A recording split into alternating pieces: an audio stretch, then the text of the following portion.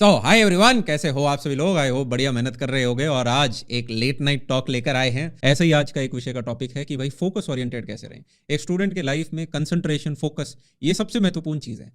Right, मतलब आप एक जगह ही खोदोगे तभी जाके वो कुआं खुदेगा।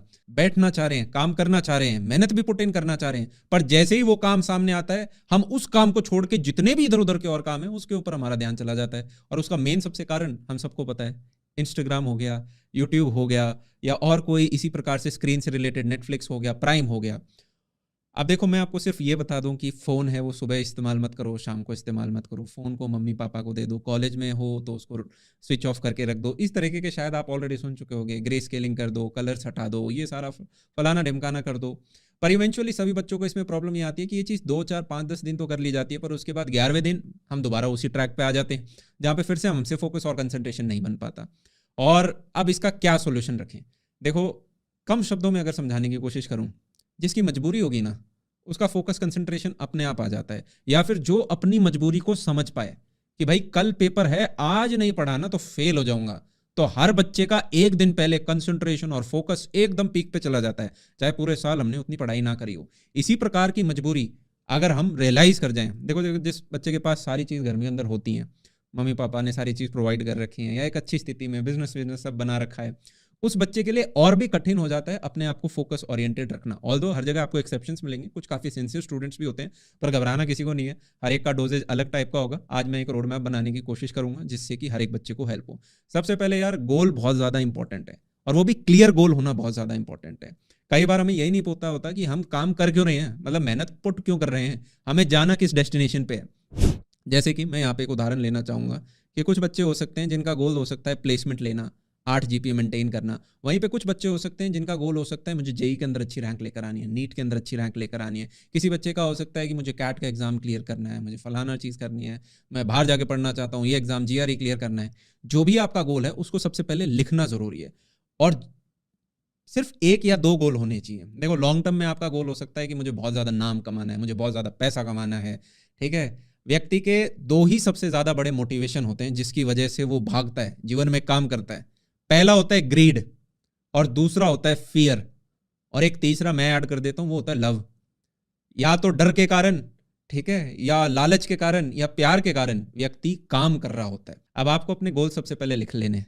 गोल्स लिखने के बाद सेकंड चीज जो है वो है वाई। देखो यार, अगर आपके समझ में आ गई ना कि मेरे को ये गोल अचीव करना क्यों इंपॉर्टेंट है, मेरे को कोई देखने वेखने वाला नहीं है, मैं अंबानी अडानी का बच्चा नहीं हूँ, और मेरे लिए ये प्लेसमेंट निकालना क्यों ज़रूरी है, या मुझे आज मेहनत करना क्यों ज़रूरी है, या मैंने अपने सीनियर्स को देखा है कि यार 18 19 20 21 साल में तो लगता है कि पेरेंट्स हमें सारा टेक केयर कर रहे हैं, फीस दे दी जाती है, कोई हमें रेंट नहीं देना, कोई बिजली का खर्चा नहीं देना, कोई फीस के खर्चे नहीं देने, कोई और बाकी खर्चे नहीं देने, पॉकेट मनी सारी मिल जाती है। पर यह स्थिति हमारी लॉन्ग रन में थोड़ा ना रहने वाली है। अभी 22 23 24 साल के आप हो जाओगे, 25 साल के बाद तो हर व्यक्ति कहता है कि बस जॉब दे दो, कोई भी दे दो, बस दे दो।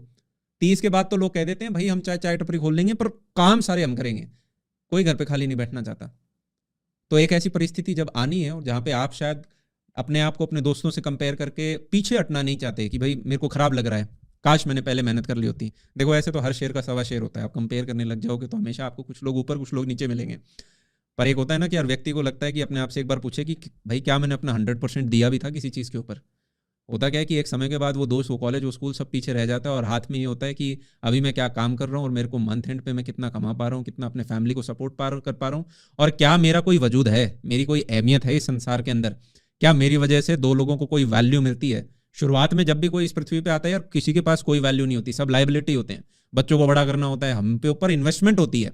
पर एक समय आता है 20 से लेके 30 की एज, कुछ के लिए 35 भी हो सकता है, वो जितना जल्दी करेंगे उतना आप लोगों के लिए बढ़िया है कि आप अर्ली 20s में थोड़ा इंडिपेंडेंट फील कर पाएंगे। तो सबसे पहले ये वाई जानना बहुत जरूरी है। कई बार हम सोचते हैं अगर सीक्वेंस ऑर्डर भी बिगड़ गया ना कि करियर से पहले आपने बेगम जान के बारे में पहले सोच लिया, कि भाई राहुल के बारे में पहले सोच लिया, नेहा के बारे में आपने पहले सोच लिया, तो क्या होगा, प्रायोरिटी ऑर्डर बदल गया। पहले करियर पे ध्यान देना था। मेरे मम्मी पापा एक चीज़ कहा करते थे कि भाई आप अपने पैरों पे खड़े हो जाओ, उसके बाद गाड़ी हो गया, घर हो गया, ठीक है, लड़का हो गया, लड़की हो गया, जो कुछ भी हो गया वो सब अपने आप आएंगे। अगर आपके अंदर वैल्यू होगी, ठीक है, आप अगर सोने का सिक्का हो गए, सब लोग आपको लेने आएंगे। अब आप में अगर वैल्यू ही नहीं है तो कोई नहीं उठाएगा आपको ज़मीन से। तो सबसे पहले खुद की नेटवर्थ बनाना ज़रूरी होता है, खुद की औकात बनाना ज़रूरी होता है। तो इसलिए वो वाई बड़ा क्लियर होना चाहिए कि मैं क्या सैक्रिफाइस करने वाला हूँ शॉर्ट टाइम के अंदर। अच्छा, नेटफ्लिक्स पे ये शो आ रहा है, ये तो आगे और बढ़ेंगे, तो एक तो है कि मैं अपने मम्मी पापा के पैसे दिए हुए या दोस्त से जो उधार लेके हम नेटफ्लिक्स देते हैं वो देख लूँ, या फिर आज से 5 साल बाद मैं नेटफ्लिक्स क्यों, मैं घर पे होम थिएटर बना लूँ और एक बड़ी स्क्रीन के ऊपर मैं सारे सब्सक्रिप्शन देख सकता हूँ 10 साल बाद। ऑल तो टीवी देखना किसी का गोल नहीं होता, पर मैं बस एक उदाहरण दे रहा हूँ। स्टेप नंबर 3, कॉन्सिक्वेंसेस क्या होंगे अगर आप वो मेहनत नहीं करोगे तो। देखो, कोई एग्रीमेंट भी होता है ना, तो उसके अंदर कहते हैं कि भाई आपको है ना ये काम करना है, नहीं किया तो साथ में कॉन्सिक्वेंसेज लिखी जाती हैं, नहीं करोगे तो ये होगा, ये होगा, ये होगा।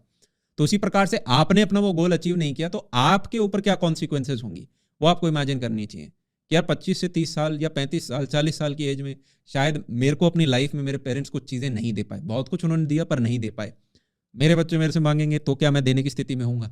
चलो आजकल काफ़ी लोग ऐसे हैं कि बच्चे ही नहीं करने उन्हें, तो उन व्यक्तियों के लिए आपका पार्टनर आपसे कुछ एक्सपेक्ट करेगा तो क्या आप ऑफर कर पाएंगे?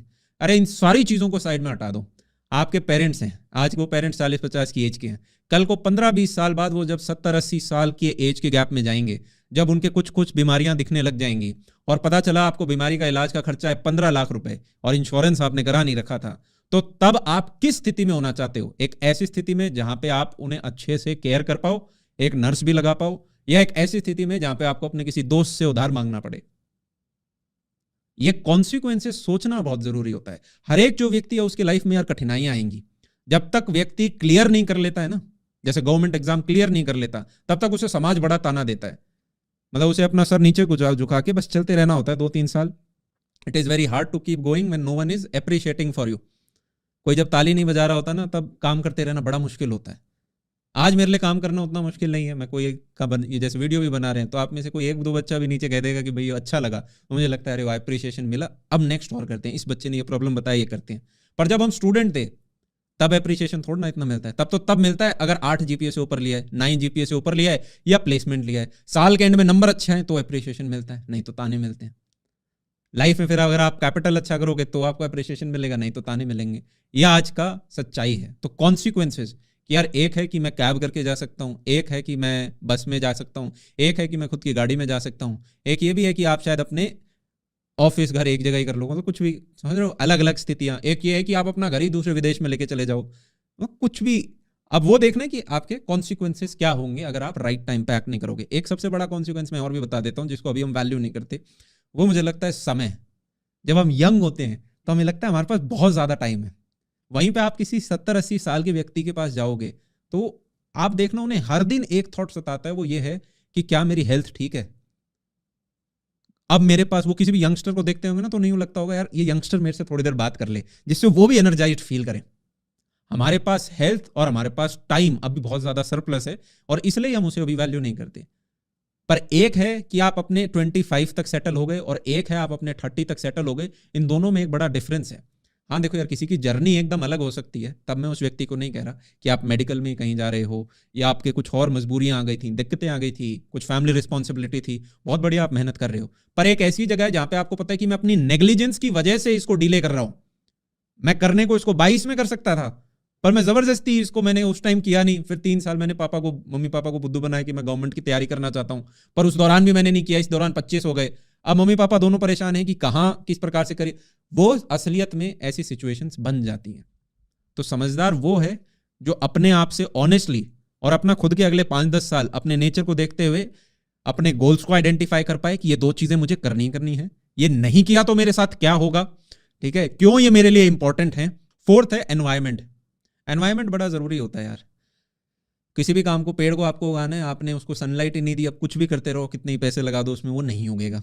तो इसी प्रकार से आप जो भी गोल अचीव करना चाहते हो, अगर वो पढ़ाई का है तो आपको अपने रूम से निकल के अपने स्टडी रूम में बैठ के या फिर जहां भी आपकी टेबल है उधर बैठना जरूरी है। यार मैं 3 सिटिंग मारूंगा, अच्छा ये जब मैं मारूं तब मेरे ये डिस्टर्बेंसेज नहीं आनी चाहिए। ये 4 स्टेप जिस व्यक्ति के क्लियर हो गए, अब now we all know what to do. Step number 0 है स्टार्ट। भैया ये ऊपर वाले स्टेप्स नहीं थे क्या? वो ऊपर वाले 4 थे मेगा स्टेप्स। अब ये जो नीचे वाले हैं ये हैं छोटे स्टेप्स जिनको आपको एग्जीक्यूट करना है। पहला तो है स्टार्ट नाउ। स्टार्ट नाउ कैसे कर सकते हो? एक पन्ना निकाल लो और आप और मैं अपने साथ साथ गोल्स लिख लेते हैं, ठीक है। मैं आपके एज्यूम करके लिख रहा हूँ और अभी से ही स्टार्ट करेंगे। जब ये वीडियो देख रहे हो तभी हम स्टार्ट करेंगे। टॉयलेट के अंदर बैठे हुए हो तो कोई बात नहीं, पॉज कर लो, थोड़ी देर बाद आ जाते हैं, ठीक है, या नोट पैड में लिख लो। बेड के अंदर लेट के लिख लो तो लाइट जला लो, उठ जाते हैं, थोड़ा कर लेते हैं, ठीक है, कहीं ट्रैवल कर रहे हो तो कहीं और लिखो, पर स्टार्ट हमें अभी करना है, वरना क्या होगा, इसके बाद दूसरा वीडियो रील खुल जाएगा कुछ। स्टेप नंबर 1 है राइट डाउन एग्जैक्ट गोल्स। अब एग्जैक्ट गोल्स की जब बात हो रही है तो मैं एक उदाहरण यहाँ पे लेना चाहूंगा। जैसे कि अगर एक प्लेसमेंट ओरिएंटेड बच्चा है, कॉलेज का बच्चा है, मैं मान रहा हूँ उसे सॉफ्टवेयर इंजीनियर बनना है, तो वो लिखेगा कि भाई मेरा गोल है, मुझे एक प्लेसमेंट लेनी है और एक अच्छा 8+ जीपीए मेंटेन करना है। कोई स्कूल का बच्चा होगा तो वो कहेगा मुझे जेई क्लियर करना है या नीट क्लियर करना है, बोर्ड में 95% लाने हैं। इस तरीके से आपने अपने गोल्स लिख लिए। इसके बाद है seek guidance from right sources. Right sources मतलब आप जिसकी भी चीज़ की, मान लो आप प्लेसमेंट की तैयारी कर रहे हो तो आपको सही सोर्सेज से राइट नॉलेज मिलना जरूरी है। जैसे प्लेसमेंट मैंने इसलिए एग्जांपल लिया क्योंकि हम बहुत ज़्यादा प्लेसमेंट के बारे में बच्चों को बताते हैं, तो मेरे लिए यहाँ पे ये रोड मैप बनाना बड़ा इजी रहेगा। तो मान लो कोई बच्चा है, उसको प्लेसमेंट और इसकी तैयारी करनी है, तो बड़ा ईजी है, मैं आपको थोड़ा बहुत बता देता हूँ, बाकी बड़े वीडियोज़ हमने अपना कॉलेज पे बना रखे हैं। मान लो आपके पास 12 महीने बचे हुए हैं, आप एक 3rd ईयर स्टूडेंट हो, 1st ईयर स्टूडेंट हो, 2nd ईयर स्टूडेंट हो, सबके लिए एप्लीकेबल होगा। तो हमें पता है कि यार हमें डीएसए करना जरूरी है और हमारे लिए प्रोजेक्ट्स बनाने बहुत जरूरी है। ये 2 चीज़ें अगर आपने कर ली और साथ में अगर आपकी एक अच्छी जीपी है तो आप प्लेसमेंट के लिए परफेक्टली रेडी हो जाते हो। ये अब आपको गाइडेंस मिल गई। अब डीएसए में आपको एक लैंग्वेज करनी है, मान लो आपने जावा पकड़ ली, कितना टाइम लगेगा? 3.5 महीने लगेंगे। अच्छा, उसके बाद मेरे को प्रोजेक्ट्स बनाना है। प्रोजेक्ट्स के लिए कोई भी स्किल आप कर सकते हो, वेब डी कर सकते हो, ऐप डेवलपमेंट कर सकते हो, एमएल एआई कर सकते हो। सबसे ज़्यादा जॉब्स कहाँ हैं? अब वो आपको गाइडेंस दे देते हैं, तो वो वहाँ पे हैं वेब डेवलपमेंट के अंदर। ये आपको राइट गाइडेंस मिल गई। कितना टाइम लगेगा इसे सीखने में? 4.5 महीने तो आपको डेडिकेट करने होंगे। कितना दिन के अंदर टाइम लगाना पड़ेगा? दिन के अंदर अगर आप 3-4 घंटे भी मेहनत करते हो तो एक अच्छा टाइम है। कोडिंग में अगर आप 3-4 घंटे भी दिन का पढ़ लो तो कितना समय हो गया? ये 3.5 महीने प्लस 4.5 महीने, हमारे 8 महीने हो गए।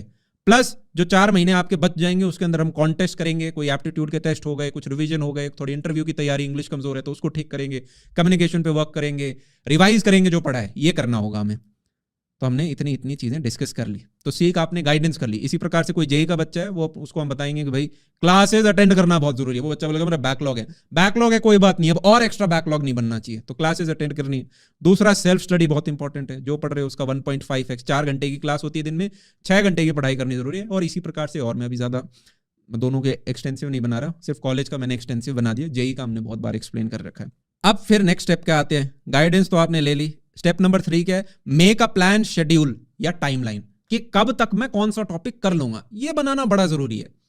अब जैसे ही शेड्यूल, प्लान, टाइमलाइन, हम थोड़ा सा ऐसे लेजी हो जाते हैं, यार कौन कलम उठाएगा, कौन प्लान बनाएगा। और मेरा ट्रैक रिकॉर्ड ऐसा है कि भाई मैंने अगर वो बना भी लिया तो कोई गारंटी नहीं है वो पूरा होगा। मेजॉरिटी केसेस में वो नहीं होता। वो शर्मिंदगी मेरे को अपने ऊपर नहीं लेनी कि मैंने एक टाइम टेबल बनाया, गिल्ट हो रहा है। भाई वो लेना जरूरी है, क्योंकि कोई बात नहीं, कोई भी व्यक्ति है ना अपना टाइम टेबल बना के पूरा फॉलो नहीं कर पाता, पर क्या है कि वो जरूरी होता है। घर से निकलते हैं तो गूगल मैप पे देखते हैं ना कि यार कितने घंटे लगेंगे, अच्छा 8 घंटे लगेंगे पहुंचने में, अच्छा 40 मिनट लगेगा पहुंचने में, तो वो शेड्यूल टाइमलाइन बनाना जरूरी है। ये एक मस्ट स्टेप है, बस मेरे पे विश्वास करके इस चीज को आप बना लो। तो जैसे ही आपने प्लान बनाया तो आप कहोगे अरे यार अभी अगस्त चल रहा है, चलो मैं मान लेता हूँ आप बाद में ये वीडियो देख रहे हो, अगस्त 2023 है। आपने कहा कि मैं सितंबर से लेकर दिसंबर तक, ये 3.5 महीने तो मैं अपना डीएसए स्ट्रॉन्ग कर लूंगा और मैं एकदम ओरिएंटेड तरीके से अच्छे से कहीं से पढ़ लूंगा इस चीज को। फिर जैसे ही मेरा दिसंबर हो जाएगा, ये विंटर ब्रेक टाइम का यूजुअली स्टार्ट होता है, इस दौरान जैसे ही मुझे समय मिलेगा मैं अपना वेब डे कर लूंगा, जैन से लेके मई तक। ये 4.5 महीने में मैं इस हिसाब से एडजस्ट करूंगा। अरे यार बीच में मिड सेमेस्टर भी आ सकते हैं, बीच में एंड सेमेस्टर भी आ सकते हैं, पर यार ये तो सभी के लिए आते हैं, तो इसलिए मेरे पास थोड़ा सा बफर रखना भी जरूरी है। तो मई के बाद हम सबको पता है कि यार जून जुलाई हमारा फिर से समर ब्रेक है, तो हमें यार 4 महीने जो हम सोच रहे थे यार वो तो मिले ही नहीं। अगले साल अगर प्लेसमेंट सीजन स्टार्ट होगा तो सिर्फ 2 महीने और एक्स्ट्रा बचेंगे। तो इन 2 महीने के अंदर क्या करेंगे? अगर कोई यहाँ पे बैकलॉग बच गया होगा तो एक तो उसको कवर करना है, साथ में हैकाथॉन्स देने हैं, कॉन्टेस्ट देने हैं, रिवाइज करने हैं सारे के सारे डीएसए क्वेश्चंस, प्रोजेक्ट्स को पॉलिश करना है, रेज्यूमे क्रिएट करना है। ये सारे काम मैं जून जुलाई के अंदर करूंगा। फिर आप देखोगे अरे यार टाइम तो बचा ही नहीं, मैं सोच रहा था अगले साल है प्लेसमेंट, अभी तो मैं आराम से धीरे धीरे कर सकता हूँ। लास्ट के 3 महीने में सीनियर कह रहे थे 2 महीने में पढ़ के हो जाता है भाई, पर हम अपना क्यों रिस्क लें? आज के दिन कंपटीशन इतना ज्यादा बढ़ रहा है, जो चीज 3 साल पहले हो जाती थी आज उस बच्चे को फर्स्ट ईयर से स्टार्ट करना पड़ता है। बच्चे 12th क्लास से पास होते ही कहते हैं भाई जल्दी से हमें पढ़ाई करनी स्टार्ट करनी है। आप चाहे पहले कुछ भी कर सकते हो इसमें, आप चाहे पहले प्रोजेक्ट सीख लो, बाद में डीएसए कर लो, पहले डीएसए कर लो, बाद में प्रोजेक्ट, ये गाइडेंस का पार्ट हो गया, कोई फर्क नहीं पड़ेगा इसमें ज़्यादा, ठीक है। हाँ, आपका एकदम इंटर्नशिप प्लेसमेंट सीजन आ रहा है, ऑन कैंपस है, तो डीएसए ज़्यादा इंपॉर्टेंट है। आप एकदम फर्स्ट ईयर स्टूडेंट हो, कोई भी पहले कर लो, कोई ज़्यादा फर्क नहीं पड़ेगा, आपके पास 1 साल में आप अच्छे से कर सकते हो 12 महीने में। ये एक क्लैरिटी होना जरूरी है। फिर आपको पता होना चाहिए कि मेरे लिए राइट एनवायरमेंट क्या है। अच्छा यार कोडिंग सीख रहा हूँ, तो राइट एनवायरमेंट क्या होगा? एक आध बच्चा मुझे साथ में और मिल जाए, मुझे एक कम्युनिटी मिल जाए, मुझे पता चल जाए कि मेरे साथ 4-5 बच्चे और सीख रहे हैं, तो मुझे एक अच्छा मोमेंटम मिल सकता है। तो वो एनवायरनमेंट मुझे कहाँ मिल सकता है? राइट। तो इस प्रकार से आपको चीजें बना के और फिर अपना एग्जीक्यूट करना जरूरी है। यार मैं कैसे अपनी कंसिस्टेंसी मेंटेन करके रखूंगा, मुझे नहीं पता कौन सी चीज कहाँ है, क्या है क्या है। फिर स्टेप नंबर 4 है sign a contract. Commitment agreement एक होना जरूरी है।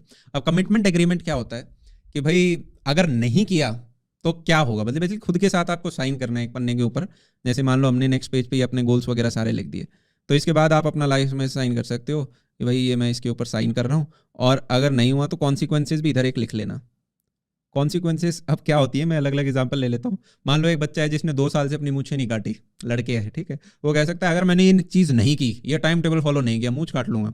ऐसे रियल लाइफ एग्जांपल्स मैंने देखे अपने स्टूडेंट्स में, तभी ये बता रहा हूँ। कोई बच्चा कहता है कि भाई मेरे लिए ये बड़ा इंपॉर्टेंट चीज़ है, ये गेम बड़ा इंपॉर्टेंट है मेरे लिए। मोबाइल का ऐप वाले की गेम बात नहीं, और फिजिकल जो होता है, अगर मैंने ये फॉलो नहीं कर पाया, ठीक है, कि जो मुझे इतने महीनों में करना है, तो मैं अपने उसके तोड़ दूंगा, आग लगा दूंगा उसको, मैं फेंक दूंगा उस चीज़ को। अगर मैंने ये चीज़ नहीं करी तो घर वालों से 4 महीने पॉकेट मनी नहीं लूंगा, या फिर बाहर खाना नहीं खाऊंगा 4 महीने के लिए, मतलब कुछ आपको, मैं नॉनवेज छोड़ दूंगा।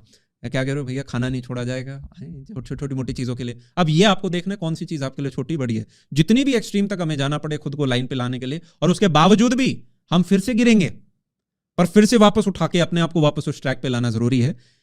दोबारा अपने आप को वो वाई बताना कि ये इस चीज़ की शुरुआत क्यों करी थी, कॉलेज में मैं क्यों आया था, 12वीं मैंने क्यों पास करी थी, क्योंकि हम एक मिडिल क्लास से आते थे, या मुझे अपने पैरों के ऊपर खड़ा होना था, मुझे अपने आप की एक आइडेंटिटी प्रूव करनी थी। नहीं करूंगा तो ये होगा वो होगा। जितनी मेहनत मैं अब बचा रहा हूं उससे 5 गुना बड़ी मेहनत मेरा आगे वेट कर रही है, फिर वो मेरे को 30s के अंदर 40s के अंदर उतना ज्यादा और भागना पड़ेगा। तो कोई वे आउट तो हुआ ही नहीं, फंस हो गए ज्यादा, आज भी इंजॉय नहीं कर पाए। और ये देखो एक चीज ध्यान रखना, आदमी मेहनत कर लेता है तब तो वो काम हो जाता है, और जितना उसको अवॉइड करने में एफर्ट और लगता है। आपने पता है कि यार हमें आज पढ़ना है, ये चीज आज लेक्चर पढ़ाया गया है, इसको हमें रिवाइज करना है, आपने नहीं किया, जब तक रील देख रहे हो तब तक तो दिमाग में कोई दूसरी थॉट आ ही नहीं रही। पहले आदमी टेंशन तो ले लेता था कि यार आज नहीं किया कुछ, अब तो क्या टेंशन होते ही ओह बहुत टेंशन हो रहा है, एकदम से फोन खोलो, हाँ अब अच्छा लग रहा है, जैसे एकदम से स्ट्रेस रिलीज हो गया हो। फिर देखने के बाद 1 घंटे बाद जब वो साइड रखेगा आंख, फिर उसे एंग्जाइटी होनी स्टार्ट होगी, अरे अरे कुछ हुआ नहीं पे, कैसे क्या हो रहा है। फिर वो वापस खोल लेगा कुछ, अरे थोड़ी देर में कुछ और नेटफ्लिक्स वगैरह देख लेता हूँ। ये एक लूप है और इसके अंदर हम फंसते जा रहे हैं। इसके बाद स्टेप नंबर 5 है टेक एक्शन। और टेक एक्शन मतलब कि भाई सबसे पहले अपने गोल्स हैं उनको लिख लो, गोल्स के बाद एक राइट सोर्स से गाइडेंस ले लो। कॉलेज स्टूडेंट हो आप अपने सीनियर से ले सकते हो, नहीं तो कॉलेज की तो कोई भी सॉफ्टवेयर इंजीनियरिंग से रिलेटेड चीज़ है। हम यार पिछले 2.5 साल से अपना कॉलेज के ऊपर जो भी आपका मोस्ट प्रोबेबली डाउट होगा हमने कोशिश करी है उसको कवर करने की, तो उसे आप सर्च करोगे तो आपको चीज़ें मिलेंगी, कहीं से भी आपकी वो चीज़ कवर हो रही हो। पर फिर जब फॉलो करना स्टार्ट करो तो उस चीज़ को ढंग से आपको मानना है, सोर्स को वेरीफाई करो और फिर उसको ढंग से अच्छे से फॉलो करना है। साथ में अपने कॉलेज सीनियर्स के पास जाओ। तो टेक एक्शन का मतलब कि भाई गोल्स हमने अपने लिख लिए, लिखने के बाद राइट जगह से हमें गाइडेंस मिल गई कि भाई ये चीज़ हमारे लिए इंपॉर्टेंट है, और वो रिसोर्स को वेरीफाई करना जरूरी है। हाँ यार ये ठीक लग रहे हैं, इनसे मैं अपना एडवाइस ले सकता हूँ। इंटरनेट पे बहुत रिसोर्सेज अवेलेबल हैं, तो वहां पे अपना रिसोर्स सेट कर लो, हाँ यार इससे मैं एडवाइस ले सकता हूँ। उसके बाद साथ में थोड़ा फिजिकल भी अगर आपको गाइडेंस मिलती है ना, जैसे आपने अपने कॉलेज सीनियर से कुछ बात करी, कौन से सीनियर से, राइट सीनियर से, जिसने खुद अच्छा फोड़ा हो, जो खुद अच्छी प्लेसमेंट लेके बैठा हो, उनसे पूछो यार आप कैसे बताओ, ठीक है, और फिर वो आपको थोड़ा सा गाइड करेंगे। उसके बाद हमें एक टाइमलाइन बनानी जरूरी है कि यार इसके दौरान मैं ये करूंगा, इसके दौरान ये करूंगा, इसके दौरान बनूंगा। अच्छा ये जावा डीएसए में कहां से पढ़ूंगा, वो भी अपने रिसोर्सेज सेट करो। प्रोजेक्ट्स में कैसे बनाऊंगा, ये पूरा आपका शेड्यूल, प्लानिंग, टाइम सब कुछ होगा। सिमिलरली जेई का बच्चा है तो उसको अपना टाइम शेड्यूल बनाना। अगर आपको जेई का स्पेसिफिकली चाहिए तो मुझे कमेंट सेक्शन में बता देना, वो थोड़ा लंबा और डिटेल था, पर अगर आप चाहेंगे तो मैं उसको आपके हिसाब से अच्छे से कवर कर दूंगा। इसी के साथ अपनी मेहनत कंटिन्यू रखें, तब तक के लिए love you all, take care. घबराना बिल्कुल नहीं है, टेंशन किसी चीज़ का नहीं लेके, ठीक है, क्या लेकर आए थे क्या लेकर जाएंगे, 20 साल निकल गए, 60 और निकालने हमें, ठीक है। 25% लाइफ हमारी जा चुकी है, 75% बची है, एनर्जी हमारी एकदम पीक है, यूथ हमारी एकदम पीक है। तो अगले 2-3 साल के लिए यार मेहनत करने के लिए आप रेडी हो जाएं। कई बच्चे पूछते हैं कि भैया मन नहीं कर रहा, देखो ऑप्शन क्या है, दूसरा ऑप्शन भी तो होना चाहिए। मान लो एक माँ बाप है, उन्होंने अपने बच्चे कर लिया, वो वहाँ गए बच्चे अच्छे नहीं लग रहे, काम नहीं कर रहे ज़्यादा, ऑप्शन क्या है, बच्चों से ही प्यार करना पड़ेगा, उन्हें ही गाइड करना पड़ेगा, उन्हें ही मेंटर करना पड़ेगा और राइट दिशा देनी पड़ेगी। तो आपका करियर ऑप्शन क्या है, और ऑप्शन अगर नहीं है और रीजन बड़े हैं तो लगते हैं यार हमारी लाइफ है, हम अपने ऊपर मेहनत कर रहे हैं, और अगर करेंगे नहीं तो आपका यार जब तक लोहा तपेगा नहीं तब तक शेप कैसे लेगा, ठीक है। हमें जमीन के नीचे एक और की तरह थोड़ा ना पड़े रहना है, वो निकल के वो तपेगा, शेप लेगा, पॉलिश होगा, तब जाके आपकी कुछ वैल्यू मिलेगी मार्केट में, राइट। तो प्रोसेस को एंजॉय करें, तब तक के लिए love you all, take care and see you.